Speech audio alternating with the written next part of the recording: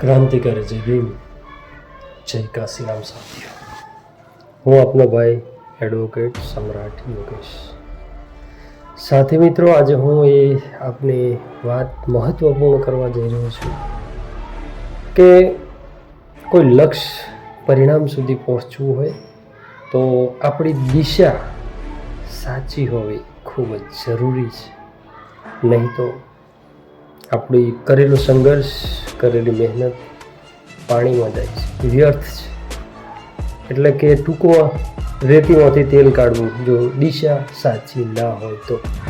જો ગાંધીનગર જવું છે તો ગાંધીનગરનો જ રસ્તો હોવો જોઈએ, તો તમે સીધા બીજા કોઈ જિલ્લામાં ફંગાઈ ગયા, બીજા કોઈને એની વાતોમાં આવીને તો નહીં પહોંચી શકાય। અસત્ય હકીકત। એવી જ રીતે આપણે જ્યારે બાબા સાહેબનું નામ લેતા હોય, બહુજન મહાપુરુષોની વાતો કરતા હોય, સમાજમાં કંઈક બદલાવાની વાતો કરતા હોય, દરેક અત્યાચારમાં પોતાની હાજરી નોંધાવતા હોય, તમારી અંદર પીડા ઉઠતી હોય અને જો તમે કંઈક પરિવર્તન લાવવા માગો છો તો ડૉક્ટર બાબા સાહેબે કીધું છે કે દરેક દુઃખોની ચાવી આ રાત સત્તામાં છે। એ જ દિશામાં માન્યવર કાંચીરામ સાહેબે કામ કરીને પરિણામ આપ્યું છે। જે ડૉક્ટર બાબા સાહેબે જે ક્રાંતિરથની વાત કરી છે, જેને પાછો ના જવા દે, એ ક્રાંતિરથને આગળ વધારીને આજે એ બસપા સ્વરૂપે આપણી સમક્ષ।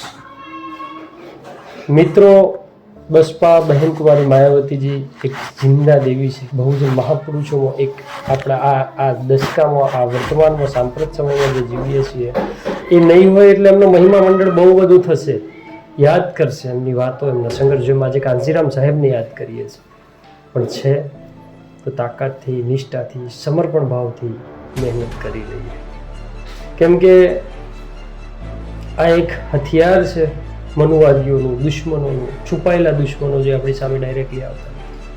એ જેમ બુદ્ધને પીપળા નીચે જ્ઞાન પ્રાપ્ત થયું, તેમણે પીપળાને નકારાત્મક બનાવી દીધો, અને આમ શું કહેવાય એના માટે કે પીપળા નીચે ભૂત હોય એવી વાતો લોકોના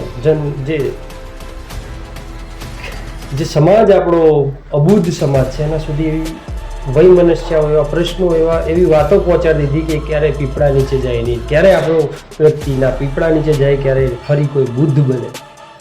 એવી જ રીતે બહેન કુમારી માયાવતીજી બસપા માટે ભ્રામકતા ફેલાવવામાં આવે છે, જે હકીકતમાં કોઈનો અનુભવ નથી, કોઈ જોયું નથી, કોઈ પ્રમાણ નથી, અને આપણા જ મૂળ લોકો, અબુદ્ધ લોકો એવા દલાલોની વાતોમાં આવીને એ બાબતોને માની લે છે, જેના લીધે પણ ક્યાંક ને ક્યાંક આપણી આ દશા છે એ પણ આપણે ક્યાંક ને ક્યાંક સમજવું રહે અને સાચી દિશા પકડીને આવો મજબૂતાઈથી, સમર્પણથી આગળ વધીએ। જય ભીમ, જય કાશીરામ।